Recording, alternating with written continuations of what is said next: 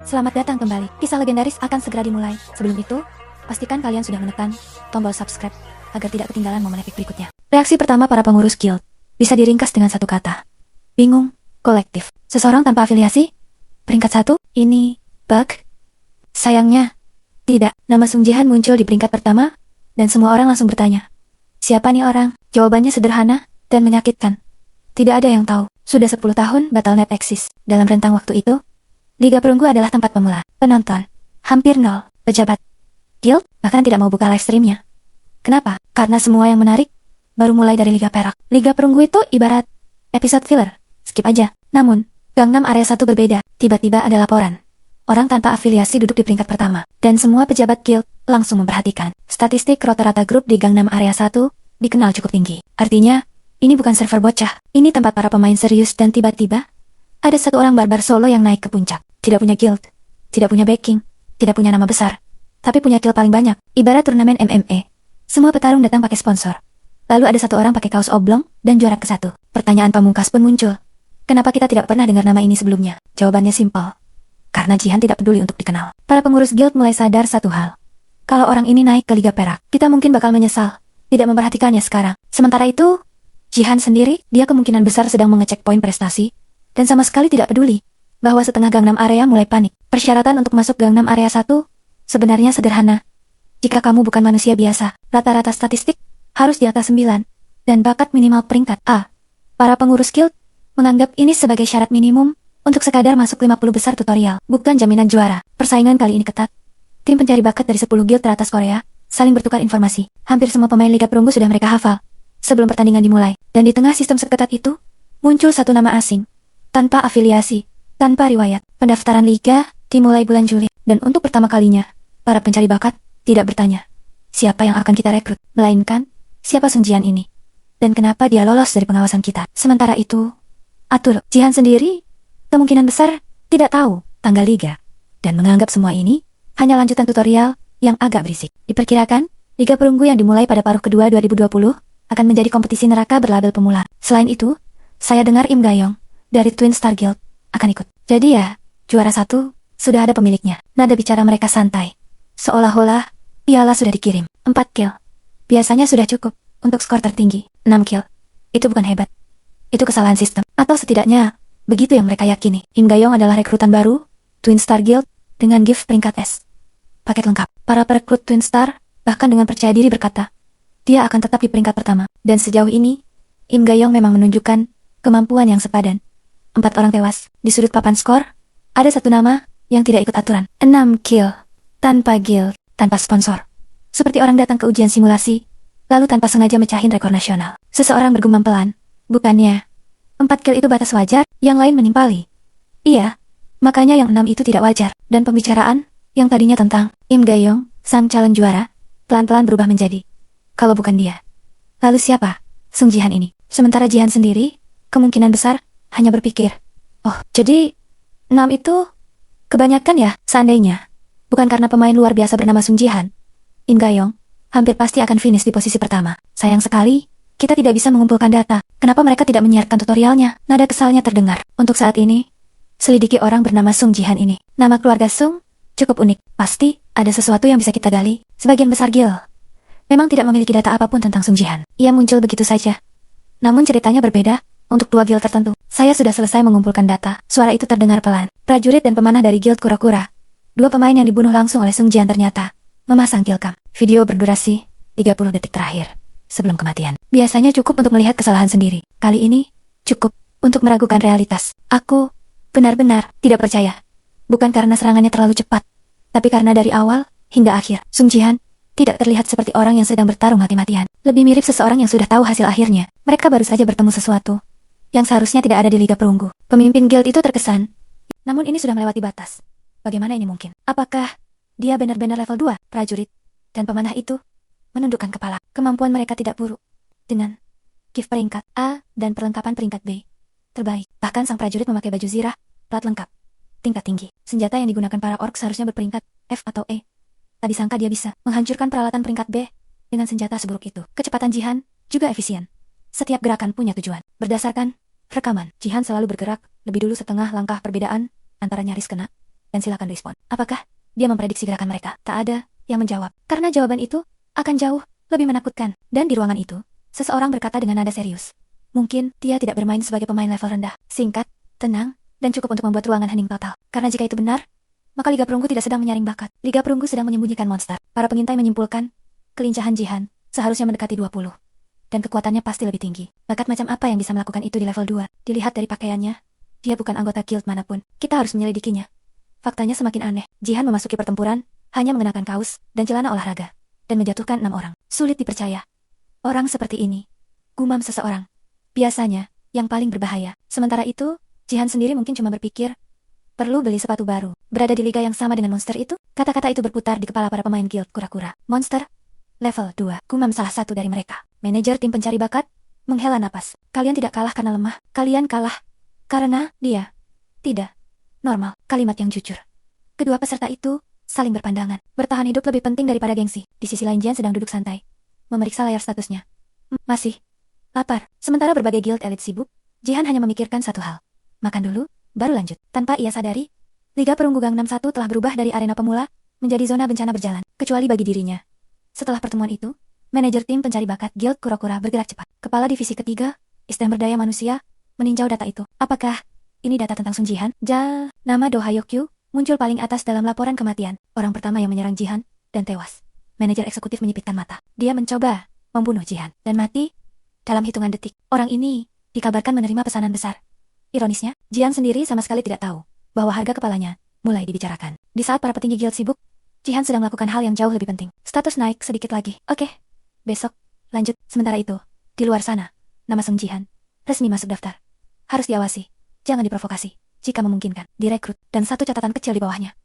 Jangan biarkan dia jadi musuh. Menurut rumor, usianya awal 20-an, wajahnya setara selebriti. Padahal kenyataannya, dia adalah manajer eksekutif. Satu level di bawah dewan direksi. Rumornya, dingin, tajam, dan tidak pernah salah menilai orang. Wah, Do Hyokgyo bergumam. Bukan rumor yang membuatnya gugup, tapi tatapan Heian, alis Heian sedikit berkerut. Apa yang kau lihat? Seketika, aku minta maaf. Lain kali lebih hati-hati, kata Heian datar. Kamu boleh pergi sekarang, ya? Do Hyokgyo berbalik, lalu berhenti dan meletakkan sebuah USB di meja. USB berisi data lengkap, rekaman, Killcam, analisis statistik, dan satu nama yang terus muncul. Sung Jihan, pintu tertutup. Li Haiyan menatap USB itu. Level 2, menembus armor, peringkat B, mengalahkan Gifta, tanpa afiliasi. Bibirnya melengkung sedikit.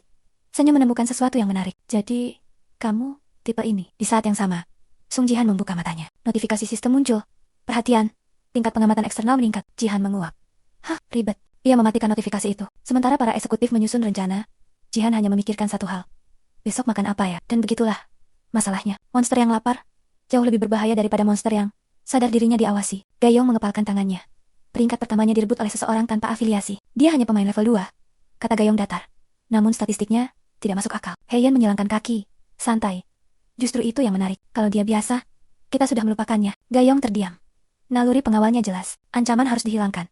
Namun Heian tidak melihat Jihan sebagai ancaman. Ia melihatnya sebagai variabel. Sesuatu yang bisa mengguncang papan yang terlalu rapi. Untuk saat ini, jangan sentuh dia. Aku ingin melihat sampai sejauh mana dia melangkah sendiri. Gayong mengangguk.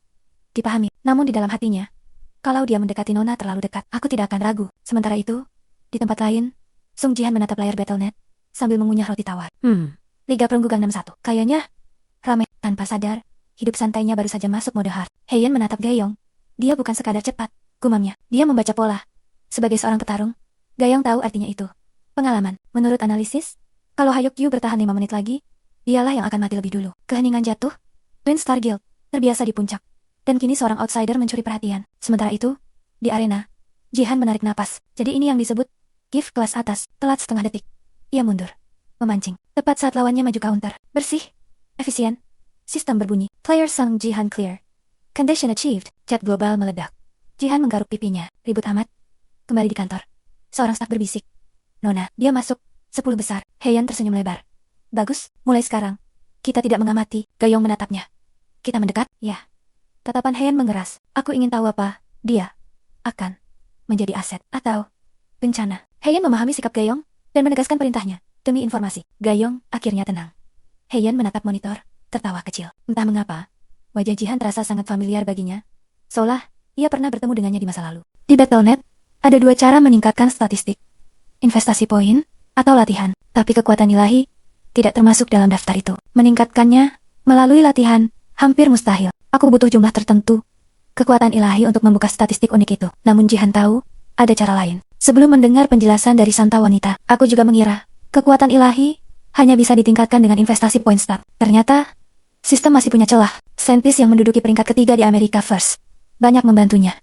Terlalu banyak. Malah, mengapa pemain peringkat 3 dunia punya waktu luang sebanyak itu? Entah kenapa. Ia sering muncul di tempat Jihan berlatih untuk mengobrol. Jihan, restoran steak baru dibuka. Jihan, kamu juga perlu istirahat. Jihan, berhentilah merusak boneka baja malang itu dan bermainlah denganku. Berisik. Namun, dari obrolan santai itulah, Jihan mendapatkan informasi berharga. Obrolan mereka sering melebar.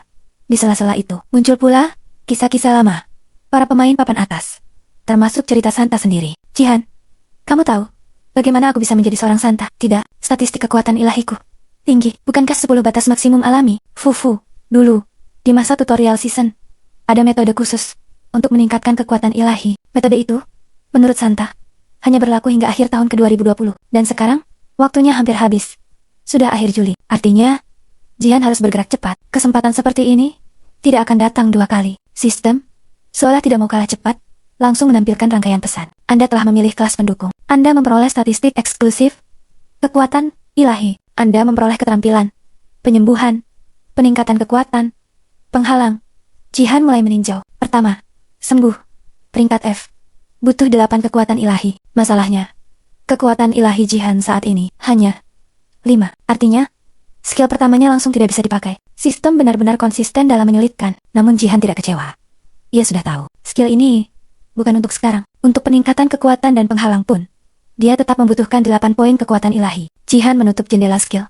Aku tidak akan menggunakan poinku untuk ini. Menghabiskan poin untuk sesuatu yang tidak bisa langsung digunakan adalah kebodohan. Aku bisa membangkitkan kekuatan ilahi dengan metode yang diungkapkan Santa Wanita itu kepadaku. Metode khusus itu membutuhkan satu hal.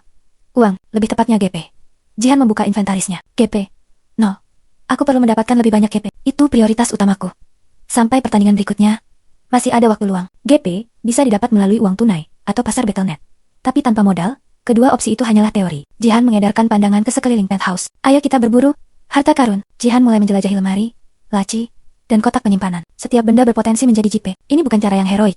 Namun untuk support lemah dengan all JP, ini adalah langkah paling rasional. Selamat datang di Liga Perunggu, Area Ganem. Misi pertahanan. Teriakan bergema dari segala arah. Gayong mengerutkan kening. Jadi, ini peta zombie yang terkenal itu. Ini adalah peta pertahanan 10 towers. 4 pemain harus menghentikan monster yang terus berdatangan dari bawah. Lindungi kristal dan selamatkan diri dari serangan zombie. Pertempuran akan berlanjut hingga tersisa 5 menara. Gayong mengamati menaranya yang sempit. Di tengah, sebuah kristal biru pucat melayang. Di kejauhan, dia melihat menara-menara lain. Pertahanan. Ya, dia melirik status tim. Tidak ada pemain peringkat tinggi. Di bawah menara, suara geraman mulai terdengar. Zombie. Gelombang pertama akan segera dimulai. Gayong mengepalkan tangannya.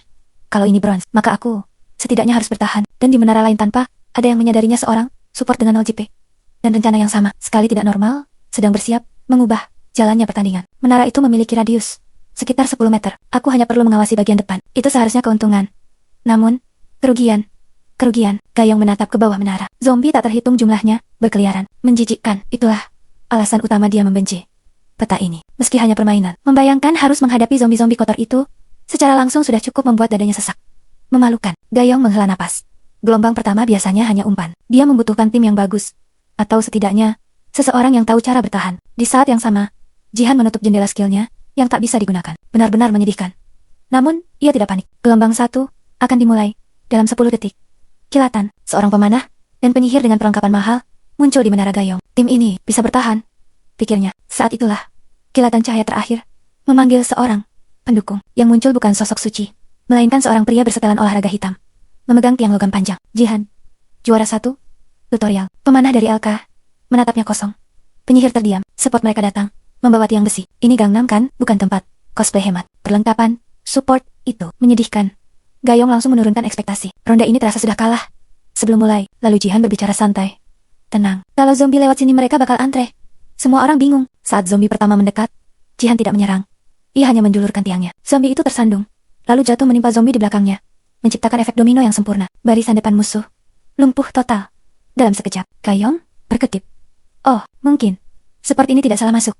Apakah kau Pemain pendukung. Penyihir itu menilai Jihan dari ujung kepala sampai kaki. Lalu mendecak. Menyedihkan. Lihat perlengkapanmu. Kau, pengemis. Jihan. Diam. Beginilah akibat musim tutorial. Orang seperti ini, ikut dipanggil. Tatapan Jihan berubah dingin. Penyihir itu langsung merasa tidak nyaman. Kenapa kau menatapku begitu? Jihan akhirnya bicara pelan. Aku hanya mengingat wajah orang yang akan mati lebih dulu. Pemanah LK, segera maju. Tuan penyihir, tolong, meski perlengkapannya terlihat begitu, dia pasti ada alasannya. Tapi penyihir itu semakin berisik. Lihat dia, berani-beraninya diam. Aku tidak akan bermain. Sampai dia berlutut. Dan minta maaf, pemanah menatapnya tak percaya. Berlutut. Untuk hal sekecil itu, penyihir itu duduk santai. Dasar support busuk, tanpa merendahkan diri. Kau tidak akan dapat apa-apa. Gayong menghela napas. Bertengkar sebelum ronda dimulai. Klasik. Jihan akhirnya mengangkat kepala. Nada suaranya datar. Kalau aku berlutut, katanya pelan. Zombie yang menyelamatkanmu nanti? Atau aku? Hening. Raungan zombie terdengar makin dekat. Gayong menutup mata. Bagus, sangat bagus. Ronda belum dimulai tapi tim ini sudah hampir mati duluan. Baru saat itulah Gayong benar-benar menyadarinya. Penyihir troll Liga Perunggu Kim Gi-hyuk, nama yang terkenal bukan karena prestasi, tapi karena kepribadiannya. 4 kali gagal promosi, dia berubah menjadi perusuh. Saat ini pun dia tersenyum puas, seakan menunggu tepuk tangan. Ronda ini jelas bukan hanya tentang bertahan dari zombie, melainkan tentang siapa yang akan menghancurkan tim lebih dulu zombie, atau Kim Gi-hyuk sendiri. Gi-hyuk muncul kembali di puncak menara, dengan wajah pucat. 1 nyawa hilang. 2 tersisa. Kau bajingan gila.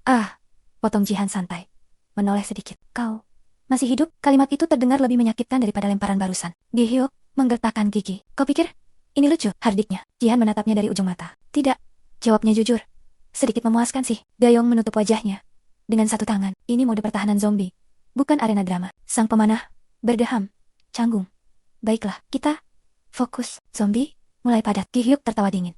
Bagus, kita lihat saja siapa yang bertahan tanpa sihirku. Dia mengangkat tongkatnya, tapi berhenti, karena Jihan sudah berdiri di depannya. Kalau kau berhenti main, kata Jihan datar, aku tidak akan melemparmu lagi. Hening. Zombie menabrak dinding. Kristal pertahanan bergetar.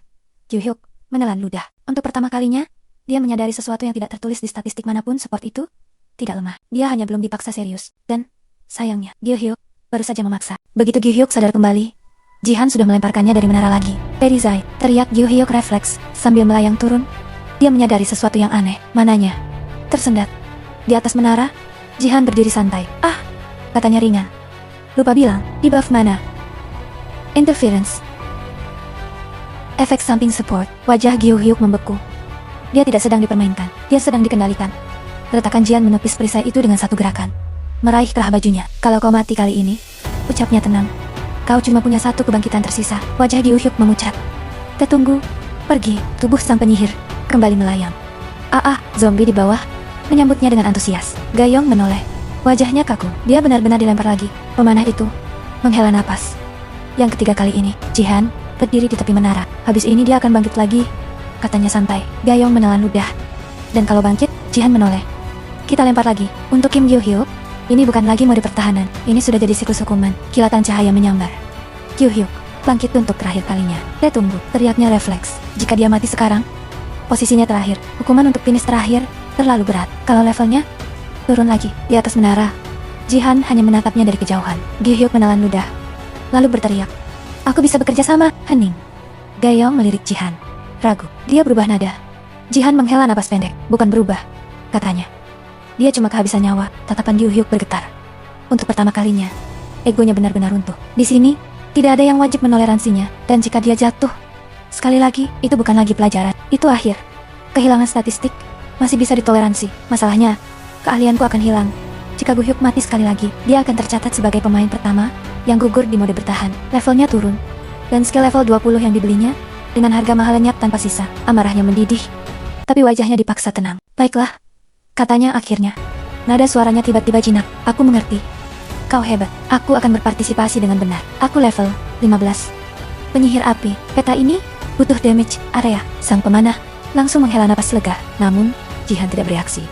Tatapannya tetap datar. Hanya itu, Jihan yang sejak tadi diam, akhirnya bergerak. Mengulurkan tangannya. Dalam sekejap, kerah baju Guhuk kembali dicengkeram. Aku tidak perlu minta maaf, kata Jihan datar. Kalau kau bicara seperti itu, orang-orang akan mengira akulah yang memulai keributan. Tunggu, lain kali, lanjutnya tanpa emosi. Bersikaplah sopan. Genggaman itu terlepas. Gi-hyuk mundur. Rahangnya mengeras. Amarahnya belum. Padamahnya dipaksa diam. Dan semua orang di sana paham satu hal.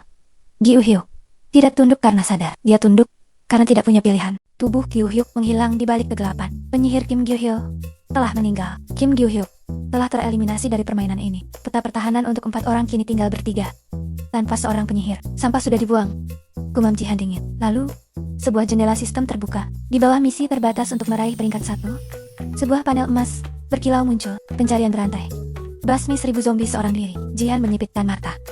Membunuh 1000 zombie sendirian, mustahil jika dimainkan dengan cara normal. Sang pemanah menatap Jihan dengan kesal. Kalau kau sebegitu jengkelnya, seharusnya kau abaikan saja. Sekarang lihat akibatnya. Tanpa penyihir, mereka akan mulai memanjat. Seperti orang gila, ia terus mengomel. Tapi Jihan sama sekali tidak menanggapi. Pandangannya tertuju ke bawah menara. Pada lautan zombie yang terus menumpuk. 1000 zombie. Apakah itu mustahil? Bibirnya melengkung tipis. Bukan mustahil. Gumamnya pelan. Hanya merepotkan. Hei, apa kau mendengarku? Bentak sang pemanah. Kalau kau memang sehebat itu, bertarunglah sendiri. Tepat saat emosinya meledak, Jihan tersenyum. Benarkah, Gayong, telah sampai pada kesimpulan itu? Pemain Sung Jihan kurang pandai bergaul. Terlepas dari siapa yang benar atau salah, keputusan paling rasional adalah bertahan hidup. Dan Jihan jelas bukan tipe orang yang mempertimbangkan kerjasama. Seseorang yang terlihat cocok menjadi prajurit justru memilih menjadi pendukung. Pilihan yang aneh. Apakah dia hanya pencari perhatian? Satu-satunya kesimpulan logis baginya.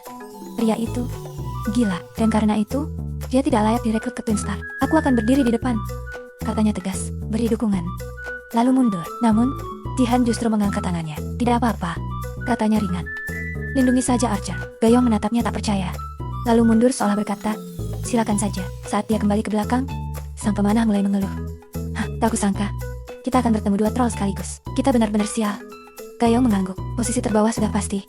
Ya, gumamnya pahit. Mari mati cepat, dan mulai permainan baru. Setelah bersiap, Gayong kembali menatap Jihan. Dia memutar tongkat logamnya perlahan. Seperti sedang pemanasan, kelihatannya berat. Tapi dia tak akan bertahan lama. Sehebat apapun dia, bertahan dari gelombang zombie sebanyak itu adalah mustahil. Apalagi Jihan tersenyum tipis. Dan untuk pertama kalinya, senyuman itu tidak terlihat seperti kebodohan, melainkan seperti seseorang yang sudah tahu persis bagaimana ini akan berakhir. Dia tidak akan bertahan 1 menit pun. Itulah pikiran Gayong. Lalu zombie pertama tiba di puncak menara. Mereka akhirnya tiba. Gumam Jihan sambil tersenyum. Desis. Tiang logam itu bergerak. Dalam sekejap, kepala zombie terhancur. Mata Gayong membelalak cepat. Kecepatan yang bahkan sulit ditangkap mata. Sang pemanah hanya berdiri terpaku. Apakah ini benar-benar terjadi? Nona Warrior? Dia benar-benar support? Gayong tak menjawab. Aku juga sudah tidak yakin apa yang sedang kita lihat. Tiang logam itu hanya menyerang kepala. Tepat di titik lemah. Seolah ia sudah menghafalnya. Sejak awal, Sung Jihan sama sekali tidak berpikir bahwa ini pertarungan yang sulit. Tiang logam itu bergerak sedikit. 5 kepala zombie meledak bersamaan. Diselimuti api putih. Mustahil. Kekuatan ilahi, seru Gayong. Tiba-tiba, tanah bergetar, asap merah mengepul, dan 5 sosok melompat. Mereka menyerbu Jihan. Sang pemanah menelan ludah. Zombie, darah lebih besar, lebih cepat. Semuanya berakhir sekarang. Zombie darah kebal terhadap serangan fisik biasa. Ah, seandainya penyihir itu masih hidup, keluhnya. Saat itulah, Jihan menghela napas kecil. Benar juga, katanya santai. Kalau begitu, tiang logam di tangannya berkilau lebih terang. Kita percepat saja. Gayong membeku, dan untuk pertama kalinya, Sung Jihan tersenyum. Dia belum serius. Sampai sekarang, senyum seseorang yang baru saja memutuskan bahwa pertarungan ini sudah terlalu lama. Dulu, kata santa perempuan itu, peringkat mereka tinggi, karena mereka peninggalan masa lalu. Tapi, pilihan yang mereka buat, buruk. Buruk. Dia menjelaskan bagaimana spekulasi relik dunia lain runtuh. Setelah 10 tahun tanpa hasil, langsung ke intinya saja. Sela Jihan. Santa itu mendengus. Beberapa relik memang berasal dari dunia lain. Jika kamu memegangnya, memusatkan kekuatan ilahi, dan berdoa kamu akan mendapat pesan dan sedikit kekuatan ilahi. Tapi dari sudut pandang support, itu tidak berguna. Karena tidak ada bonus tambahan seperti relik dari bumi. Jadi, itulah jawabannya. Relik dunia lain bukan tidak berguna, hanya merepotkan. Sang Santa lalu menambahkan. Tapi ada seseorang yang secara konsisten membeli relik dari dunia lain. Orang itu menghilang setelah tahun 2019. Saat itu, Jihan tidak terlalu memikirkannya. Sampai ia menggeledah penthouse milik saudara iparnya. Itu kakak perempuanku, Sung Jia, seorang saintis yang mengorbankan dirinya pada tahun 2019. Waktunya persis sama. Dan di gudang kakakku, aku menemukan banyak relik dunia lain. Sebagian besar memiliki label yang sama. Relik dunia lain peringkat F. Kekuatan ilahi di dalamnya telah lenyap. Relik mati. Namun, tidak semuanya. Beberapa di antaranya berbeda. Yang ini, misalnya, Pof. Ingatan Jihan terlempar kembali ke bunyi tumpul kepala zombie yang hancur. Jadi bukan reliknya yang gagal. Yang gagal hanyalah orang-orang yang tak tahu cara memakainya. Dan kakaknya tampaknya telah mengumpulkan semua ini bukan untuk koleksi, melainkan untuk menemukan jawabannya. Sayangnya, dia harus membayar harga terlalu mahal untuk itu. Kekuatan warisan sejati akhirnya bangkit. Namun, apakah itu cukup untuk menghadapi tantangan yang mustahil? Kisah Jian belum berakhir di sini. Jika kalian penasaran dengan kelanjutannya, jangan lupa untuk subscribe, like, dan tinggalkan komentar di bawah. Menurut kalian, apa yang akan terjadi selanjutnya? Sampai jumpa di episode berikutnya.